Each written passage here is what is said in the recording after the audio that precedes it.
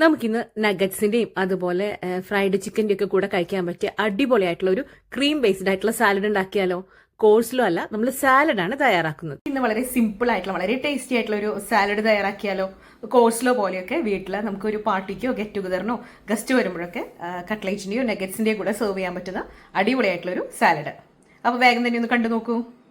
അതിന് വേണ്ടിയിട്ട് ആദ്യം നമുക്ക് ക്യാരറ്റ് നല്ലതുപോലെ ഒന്ന് ഗ്രേറ്റ് ചെയ്തിട്ട് എടുക്കണം.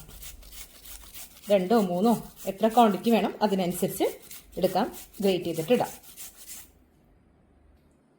ഇനി നമുക്കിതിലേക്ക് വേണ്ടത് ചൈനീസ് ക്യാബേജ് ആണ്. ഇതും ചെറുതായി നമുക്ക് ചോപ്പ് ചെയ്തിട്ട് എടുക്കാം, അല്ലെങ്കിൽ വളരെ പൊടി പൊടിയായിട്ട് നമുക്ക് അരിഞ്ഞെടുക്കാം. നമ്മുടെ ക്യാരറ്റ് ഗ്രേറ്റ് ചെയ്തതിൻ്റെ അതിനോടൊന്ന് ചേർന്ന് പോകുന്ന രീതിയിലാണ് ചെയ്തെടുക്കേണ്ടത്. നമ്മളൊരു ക്രീം ബേസ്ഡ് ആയിട്ടുള്ള സാലഡാണ് തയ്യാറാക്കുന്നത്. അപ്പോൾ അതിനുവേണ്ടി ഞാനിവിടെ 3 വലിയൊരു സ്കൂപ്പ് പോലെ തൈര്, നല്ല കട്ട തൈര്, പുളിയില്ലാത്തത് എടുക്കുന്നുണ്ട്. 3 4 ടീസ്പൂൺ എടുക്കാം. ഞാനിവിടെ 4 വലിയ ഈ തവി എന്നൊക്കെ പറയില്ലേ, നമ്മൾ ദോശയൊക്കെ പരത്താനായിട്ട് ഉപയോഗിക്കുന്ന തവി, അത് വെച്ചിട്ടാണ് എടുത്തിരിക്കുന്നത്. ഇനി ഇതിലേക്ക് നമുക്ക് കുറച്ച് മയണൈസ് ചേർത്ത് കൊടുക്കാം. ഇനി മയണൈസ് താല്പര്യമില്ലെങ്കിൽ നിങ്ങൾക്ക് അവോയ്ഡ് ചെയ്യാവുന്നതാണ്.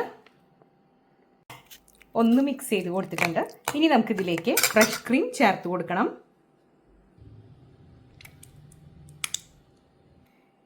ഇനി ഇതിലേക്ക് നമുക്ക് കുറച്ച് പഞ്ചസാര ഇട്ട് കൊടുക്കാം. ഞാനിവിടെ ഒരു 3 ടീസ്പൂൺ പഞ്ചസാര ഇട്ട് കൊടുക്കുന്നുണ്ട്. ഇതിലേക്ക് ഒരല്പം ഉപ്പ് ചേർത്ത് കൊടുക്കാം. ഉപ്പ് ഒരുപാട് ആവരുത്. ഇനി ഇത് വീണ്ടും നല്ലതുപോലെ ഒന്ന് മിക്സ് ചെയ്യാം. ഞാനിതിലേക്ക് 1 ടീസ്പൂൺ പഞ്ചസാരയും കൂടെ ചേർത്ത് കൊടുക്കുന്നുണ്ട്. നല്ലൊരു സ്വീറ്റായിട്ട് കഴിക്കുന്നതാണ് ഇതിൻ്റെ ഒരു ടേസ്റ്റ് എന്ന് പറയുന്നത്. ഇനി ഇതിലേക്ക് കുറച്ച് പെപ്പർ പൗഡറും കൂടെ ചേർത്ത് കൊടുക്കാം. വളരെ കുറച്ച് മാത്രം മതി, വളരെ കുറച്ച് മാത്രം ചേർത്ത് കൊടുത്താൽ മതി കേട്ടോ.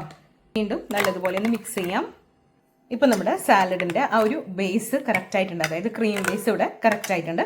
ഇനി നമുക്കിതിലേക്ക് നേരത്തെ കട്ട് ചെയ്ത് വെച്ചേക്കുന്ന ക്യാരറ്റും അതുപോലെ ചൈനീസ് ക്യാബേജ് അല്ലേ, അതും ആഡ് ചെയ്ത് കൊടുക്കാം.